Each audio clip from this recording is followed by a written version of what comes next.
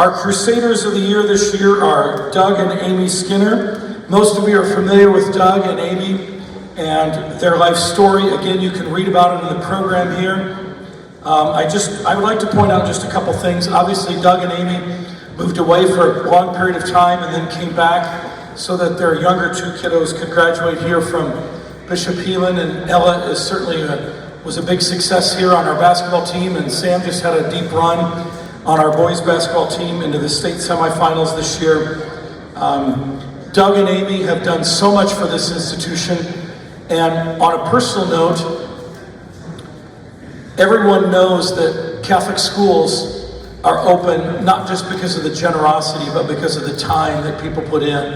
And I can assure you that in the time that I've been president here, there have been very few people who have created a financial impact on this institution the way that, in particular, Doug has. He came forth about 2 years ago with a plan to help us finish paying off this building. And that plan is an accelerated plan that will save us all, and I say us all, several hundreds of thousands of dollars over the next few years to get this done. It's really an incomparable commitment and dedication to this institution that Doug just took upon himself. Nobody asked him to do it. Nobody reached out to him and said, hey, could you help us? He just saw the need and he stepped up and he did it. So as Sam graduates in May this year, it's only fitting that at this time we recognize from the class of 1984 our Crusaders of the Year, Amy and Doug Skinner. Please give them a big Crusader thank you. Doug and Amy, come forward.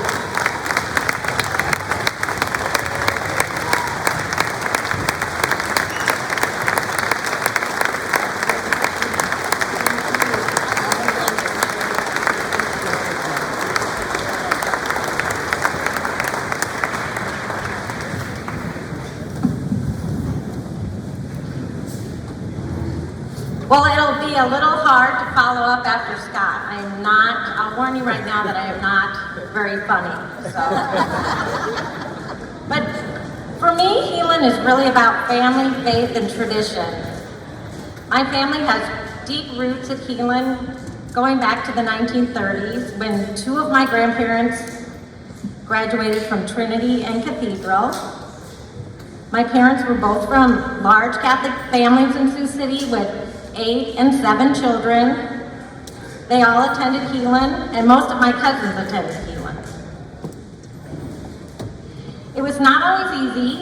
In 1951, my grandma Linden was widowed with 7 children, but she managed to keep them at St. Boniface and Heelan. She did so with hard work and help from families like you who saw the benefit of Catholic education. My grandparents on the Brasher side were also very active at Immaculate Conception School and in the Heelan system. They taught me a lot about giving back. Using both sets of grandparents as an example shows that regardless of what part of town you come from or what your circumstances are, Heelan gives every student the opportunity for a lifetime advantage.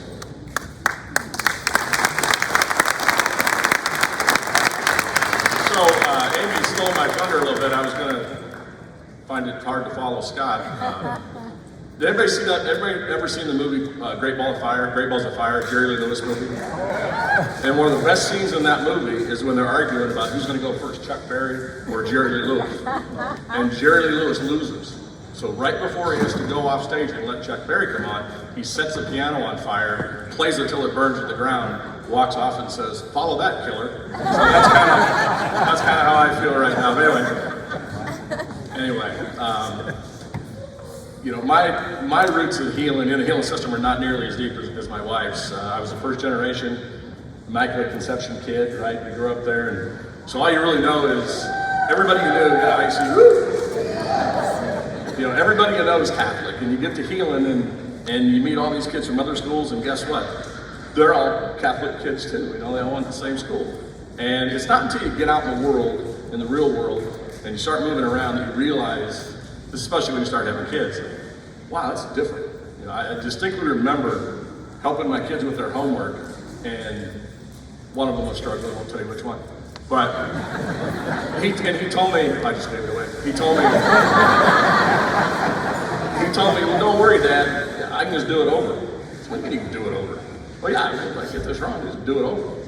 So it was years later I learned, when he was a little older, that the class before him had 11 valedictorians. Class of 100 kids. They had 11 valedictorians because nobody had ever had, 11 kids had never had less than an A plus.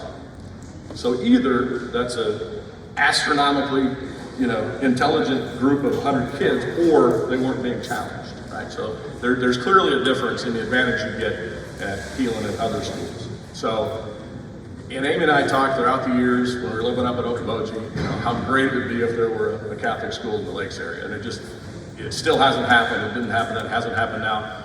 But we found ourselves in a position to be able to move back from the Lakes to Sioux City in 2016. And we took that opportunity. We put Sam and Ella in the Catholic system.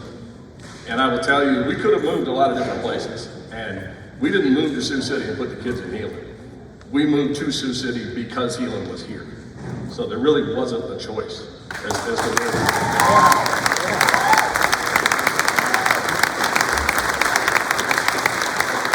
So, wasn't back very long, ran into my old buddy Tom Betts, and I was looking for things to do. I was trying to stay busy. I said, hey Tom, I don't really have a lot of skills, but does Heelan need any help? Is there anything I can do up there?